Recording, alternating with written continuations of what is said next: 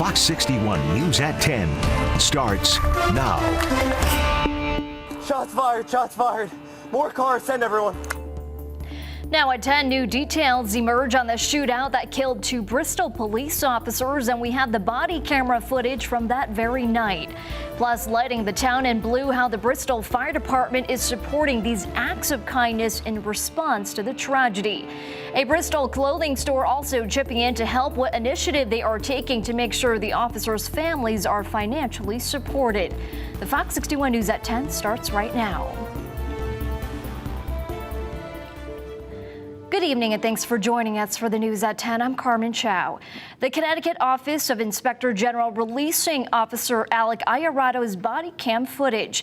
It shows the moment the officer fired a single shot, killing Nicholas Brutcher minutes after he opened fire on Iarado and 2 other officers, injuring Iarado and killing Sergeant Dustin Demonte and Officer Alex Hamzi.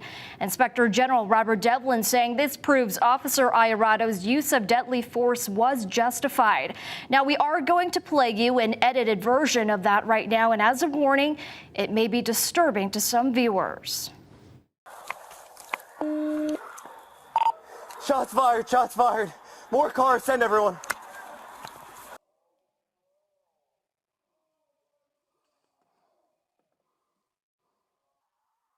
He's down. One down. Now, with this latest piece of video, we have been able to put together a clear timeline of what happened that very night. And here to break down those details, Fox 61's Tony Black is live in Bristol with the latest. Tony? Yeah, Carmen, you can see a growing memorial here outside of the Bristol Police Department headquarters. Signs and flowers and candles line outside the property here, honoring the 2 fallen police officers who were killed in the line of duty on Wednesday. We've seen a number of people coming by in the past half hour or so. And tonight we're getting new footage showing what happened that night. We want to warn you that it may be difficult to watch. Shots fired, shots fired. More cars, send everyone. Body camera footage from Bristol police officer Alec Iarado shows the moments after he and 2 fellow officers were shot while responding to a call on Redstone Hill Road Wednesday night. This footage was released by the Office of Inspector General Sunday as its investigation into the deadly shooting continues. Officer Iarado has already been shot in the leg when this video begins. The Office of Inspector General says police responded to the home at 10:42 Wednesday night. Officer Iarado, Sergeant Dustin Demonte, and Officer Alex Hamzi went to the side door of the home and spoke with Nathan Brutcher. The report says the officers ordered Brutcher to show his hands and step out of the house. The man did. Police were then met with gunfire from behind by Nathan's brother Nicholas. More than 80 rounds were fired, killing 35-year-old Sergeant Demonte and 34-year-old Officer Hamzi. Police believe it may have been an ambush. Officer shot, officer shot. 26-year-old Officer Iarado got away and called for backup. He walked around the house and back to a police cruiser. You can see his reflection in the vehicle's window. He fired a single shot, hitting and killing Nicholas. One down. Suspect down. Nathan was shot and taken to the hospital, but it's unclear how he was injured.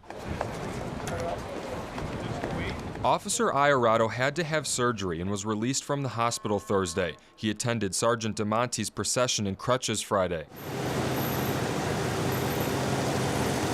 A procession and vigil for Officer Hamzi followed later in the day. Words just don't apply. No words can say the grief that the town is in right now.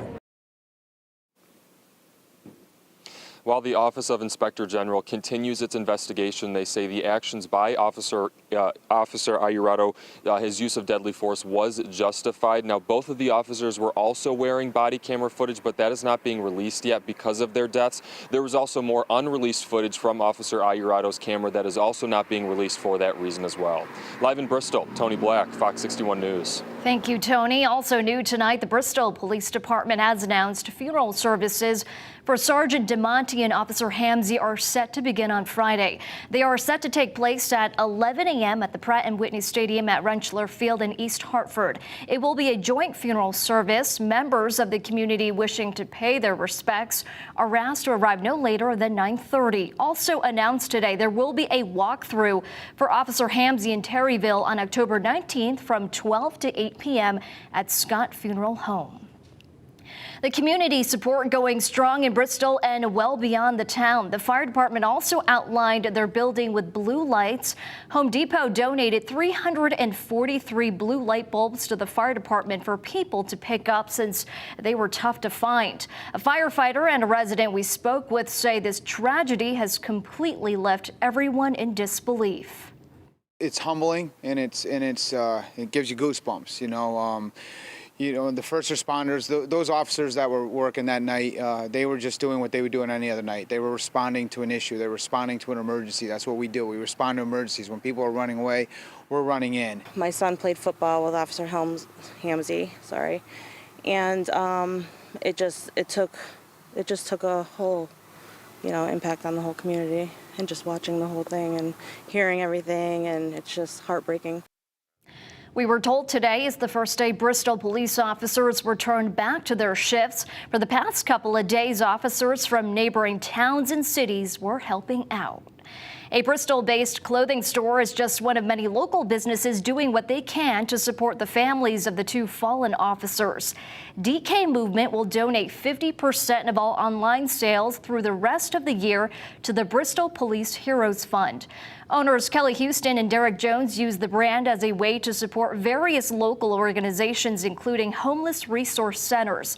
The two also live in Bristol and saw firsthand the impact Officer Alex Hamzi and Sergeant Dustin Demonte had on their community. We lost two great people who were so immersed in the community, and they, my cousin's son, he was part of the cadet program, and Officer Hamzi was his mentor. They affected a lot of lives here in Bristol, and it's important for us to remember that. Police officers in general, they need our support. And as a minority business, I want to say we always back great police officers like these people were and are and their families, and we got to continue to do that.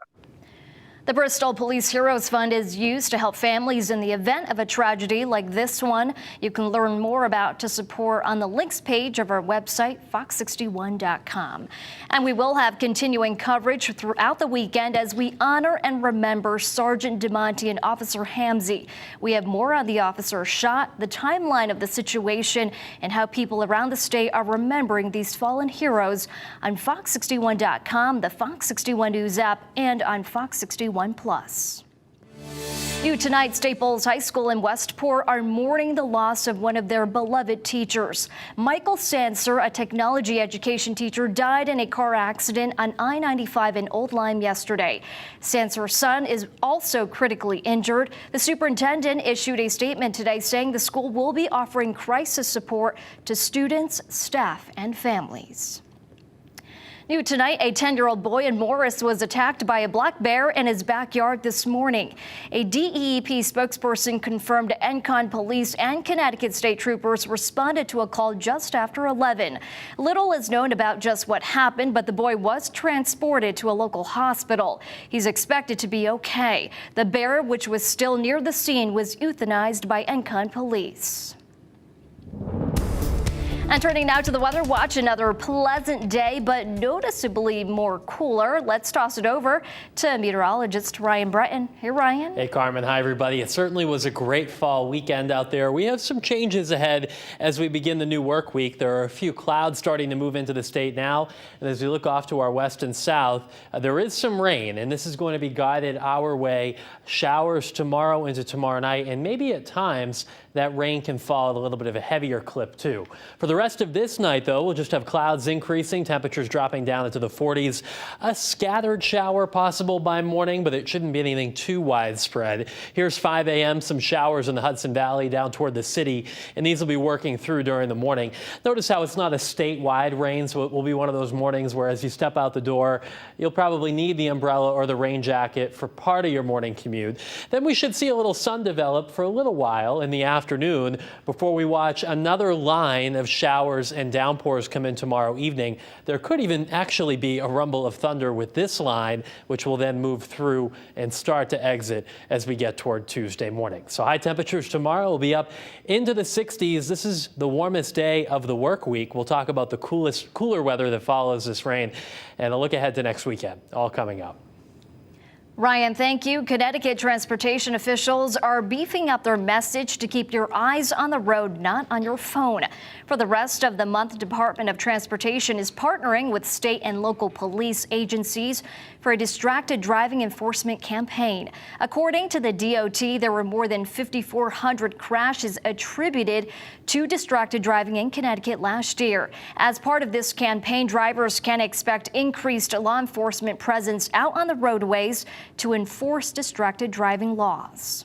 Someone is texting and driving, if someone is watching a movie, streaming YouTube videos, there's going to be more officers out there and they're going to get a ticket. And these aren't minuscule fines. These are serious fines that were raised last year through state legislation. Violating Connecticut's distracted driving laws will cost you $200 for the first offense, $375 for the second offense, and $625 after that. And in East Hartford today, hundreds took to the pavement walking to end Alzheimer's. It was organized by the Alzheimer's Association and took place at Pratt & Whitney Field. Hundreds of participants, all in purple, came together to raise money. For many, finding a cure for Alzheimer's is a very personal mission. I just hope that we find a cure soon. I know it's going to take time, but I hope in my lifetime I do see a cure. And every year I come here, there's more and more supporters. So it's a great cause, and your money definitely will help others. So far, the event has raised over $275,000, all going towards the fight to end Alzheimer's. And Glastonbury today was the last day of their famous Apple Harvest and Music Festival. Proudly sponsored by the CT River Valley Chamber of Commerce, the festival included amusement rides, food trucks, and live music, and a 5K road race earlier today. Participants say it was a great day and even said they might have broken some personal records. I ran a 20:45, which is actually my best time ever. So if you want to do this race, then I highly recommend it. Runners were also invited to check out the expanded Sam Adams pub to receive a free Jacko Pumpkin Ale, that is, if they were 21 or older.